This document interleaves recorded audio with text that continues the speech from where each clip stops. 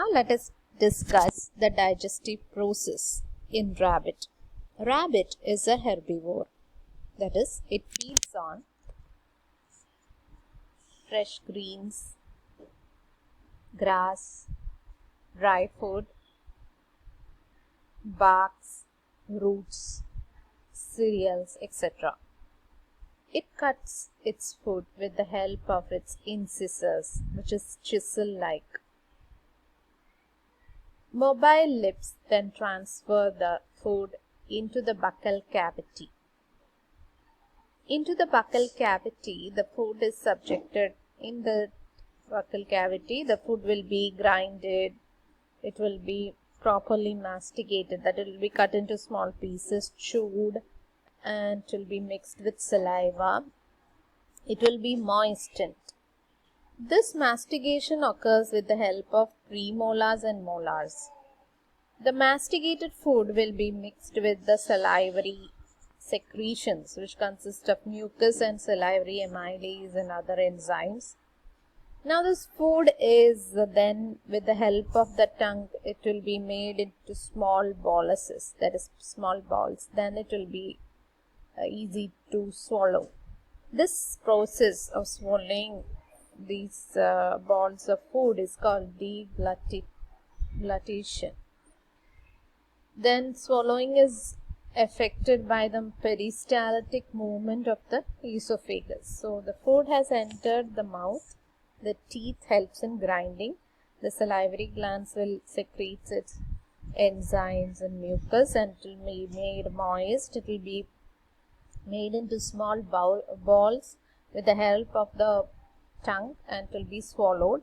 Then on reaching the esophagus, that is a canal, it will be made to move with the help of peristaltic movement of the muscles of the esophagus. Then it will, about the digestion begins from the mouth itself, because there is salivary amylase which acts on the carbohydrates and will be broken down into dextrin and maltose. There are different kinds of enzymes in the body of rabbits and other mammals, which will be discussed in the next, the further process. In the stomach, the food is acted upon by hydrogen. That is, the secretion in the stomach is hydrochloric acid.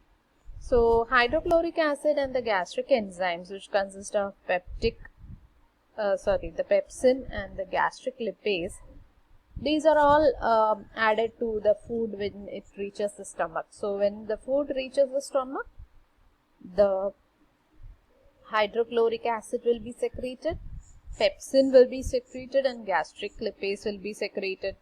This so the pH will be about acidic pH because of the hydrochloric acid presence.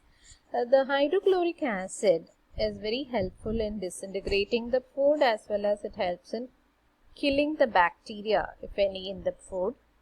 And it will stop the action of the salivary amylase and will stimulate the secretion of gastric enzymes. This will provide an acidic medium for the action of gastric enzymes.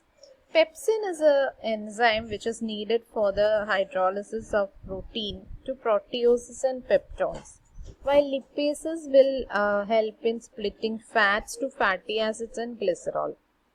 The partly digested food in the stomach is called chyme. So we had already observed that in the mouth there is boluses, and when it reaches the food and gets mixed with the gastric enzymes, it forms chyme, and it is further acted upon by bile and pancreatic and intestinal enzymes in the small intestine. So when it's that is from the stomach, it reaches the small intestine, and at that time there will be secretions of the liver and pancreas as well as the intestinal enzymes. Bile will neutralize the acidity of the chyme and will emulsify the fats, that it will help in digestion of fat. Bile means it is secretion of the liver. This liver secretion, that is bile, helps in fat digestion. Trypsin, that is of pancreatic juice, helps in the digestion of proteins into dipeptides. Then it is further hydrolyzed to amino acid by the erepsin of the succus entericus. It's a part of the intestine.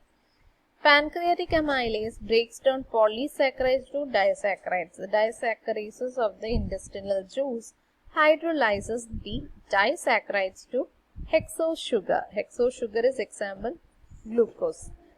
Pancreatic intestinal lipases. Pancreatic and intestinal lipases breaks down the fat to fatty acids and glycerol. What happens in the absorption of the food in the intestine? The absorption of digested food starts from the small intestine. Hexose sugar is formed there, then proteins are split into many parts, and then finally they become amino acids. Fats are split into fatty acids and glycerol. So, hexose sugar, amino acids and fatty acids are readily absorbed into the bloodstream. Glycerols and unsplit fats are then absorbed into the lymph vessels. Absorption of water also occurs in the colon.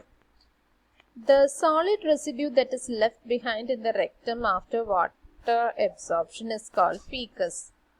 This is periodically passed out through the anus as dry pellets. This is called defecation or egestion.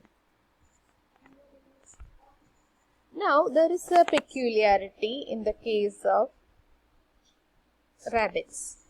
None of the enzymes in rabbits can digest cellulose because their food intake, the majority of the substance that they consume consists of cellulose, the greens and the grass, etc. So, cellulose digestion it actually takes place in the cecum by the enzymes that is produced by symbiotic bacteria. The symbiotic bacteria inside the rabbit are resided in the cecum. They secrete two enzymes, cellulase and cellobiase. Cellulase breaks down cellulose to cellobiose, which is further broken down to glucose by cellobiase. The whole event takes place beyond the region of actual digestion and absorption. To circumvent this problem, that is, this rabbit has a peculiar method of feeding. So, in order to prevent the problems of cellulose digestion, this particular rabbit's type of feeding is called as refection, pseudo-rumination or coprophagy. So, coprophagy is that peculiar mode of feeding that you see in rabbits. In them, when freshly eaten food straightaway passes to the cecum without staying in the stomach and small intestine, in the cecum, the cellular digestion occurs with the help of bacterial enzymes. So, first of all, when they consume something, the food does not go to the stomach, it reaches the cecum. There, the cellulose digestion occurs with the help of the bacterial enzymes. Early in the morning, this partly digested food is passed out as soft fecus. The animal eats it at once. This time, the fecus food stays in the stomach and intestine for normal digestion. It will not enter the cecum then, but will pass into the large intestine where the water is absorbed and dry fecal pellets are formed.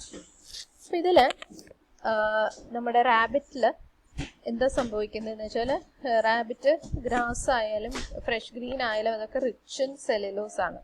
അപ്പോൾ ഈ cellulose digestion അതിന് natural ആയിട്ട് നടക്കുന്നില്ല. അതിന് symbiotic ബാക്ടീരിയയുടെ presence ഉള്ളത് കൊണ്ടാണ് digestion നടക്കുന്നത്. അപ്പോൾ ഈ ഫുഡ് ഇൻടേക്ക് കഴിഞ്ഞാൽ ആദ്യം തന്നെ ഈ ഗ്രാസ് കൺസ്യൂം ചെയ്ത് കഴിഞ്ഞാൽ ആ സമയത്ത് it will be properly chewed and masticated mixed with saliva, but it will not reach the stomach. It will be അത് പിന്നെ പോകുന്നത് സീക്കത്തിലേക്കാണ് പോകുന്നത്. It won't stay in the stomach.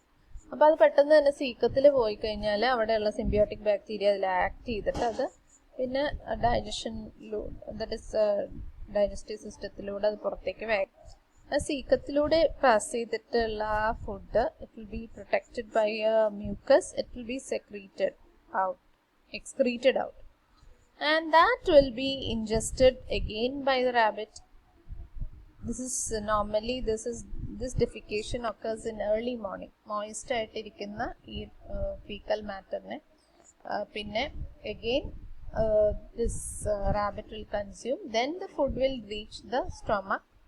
The food is mixed with acid and with the enzymes and digestion process starts. It will reach the small intestine. Again, bile, pancreas and the intestinal juices are added, and this will break down the materials again and proper digestion occurs. This time it won't enter the cecum, and once it reaches the large intestine, the water excess is absorbed and dry form of fecal droppings are excreted. So this is the digestive system of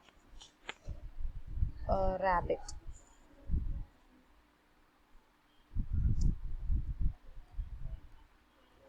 Hope